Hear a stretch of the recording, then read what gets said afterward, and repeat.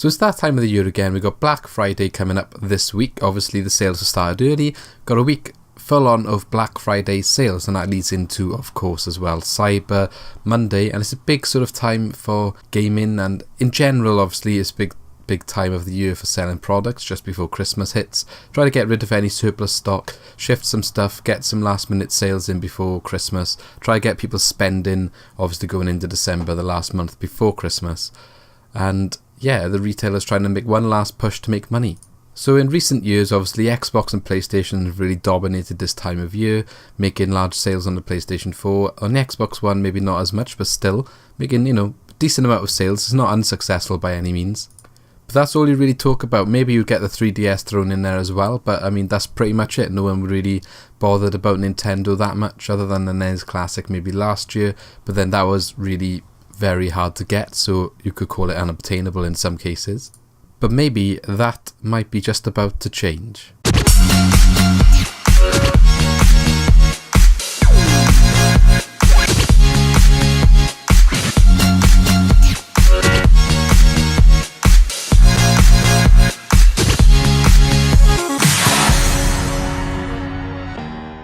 Okay, so what do I mean that might be about to change? Well, basically, obviously this time of year when you got Black Friday deals and then the run up to Christmas, you have a lot of websites talking about what sort of thing you should buy people for Christmas. A top 10 list of games, top 10 list of consoles, top 10 list of gadgets.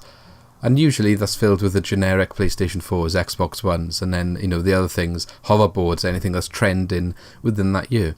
However, this year may be the return of something that might have been forgotten in the last couple of years, if you like. So Time magazine has actually made one of these lists where they've got, the top gadgets of 2017, obviously releasing this sort of list as a sort of, this is the best gadget of 2017, obviously going into Christmas. People will look at these lists as ideas for gifts for their children or whoever they're buying for. Now, so in that top 10 list then, Nintendo Switch has been listed as their top gadget of 2017, which is probably uncharted territory for Nintendo in recent years. I mean, being on top of something like that I think will be a big deal for the company, showing the success they've had this year and showing the turnaround they've had after the lackluster performance of the Wii U.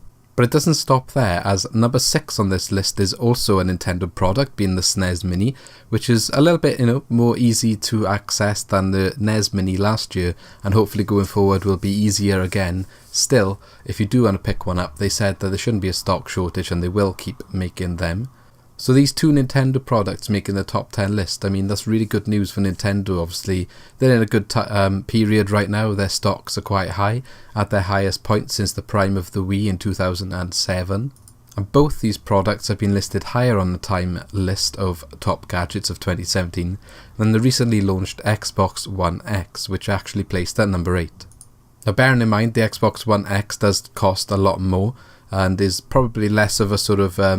it's got less of a market to aim for, it's aiming for hardcore people that will be willing to spend the money, but at the same time, it's like the gap in between the people who are willing to spend the money but they're not willing to spend so much to get a PC, because that is obviously the best way to go and play your games. And it's that in-between market, and then anyone who wants to play the exclusives and obviously have the experience on the TV, maybe in the living room rather than the PC, that's the sort of market the Xbox One X is aiming for. So a smaller market and a much higher cost, which maybe has gone against it in terms of placing on this list. But the Nintendo Switch, and maybe its portability aspect, the uniqueness of that system, being able to be a docked home console and a portable console at the same time, has got it number 1 on the Time list. It might be the fact that it's been so hard to get much of this year as well, has sort of added to the anticipation of picking one up before Christmas. Now that stock is largely available in most places, it does seem. I did have a check before making this video.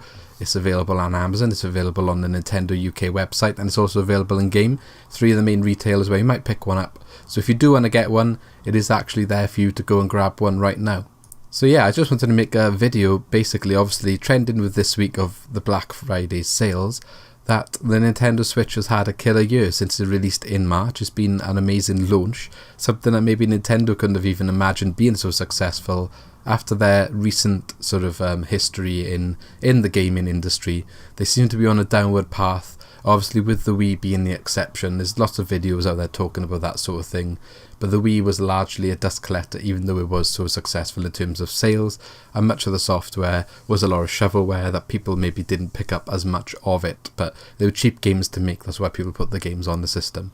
That followed then the Wii U, which following that then was the Wii U, which obviously, don't need to say how bad the Wii U performed, and the Switch could actually outperform the Wii U within its first year. So by March, or maybe a little bit after March, the Nintendo Switch might actually have sold more than the Wii U did, and the Wii U just turned 5 years old this week, just gone. So I think, all in all, to end this video, it's a good note for Nintendo. It's good to see them doing well and to see them back in the game. But they're not maybe back in the game to the extent where it's either you get a PlayStation, an Xbox, or a Nintendo console.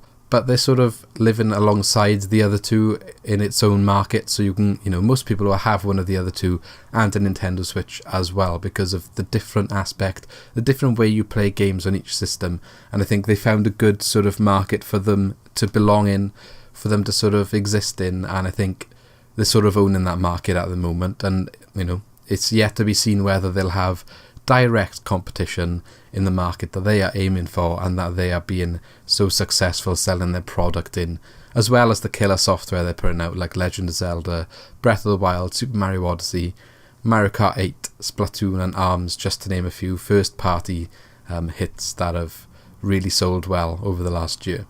So let me know what you think about the success of the Nintendo Switch in the comments below, and whether you agree with Time's listing of Nintendo Switch being the top gadget to get for 2017.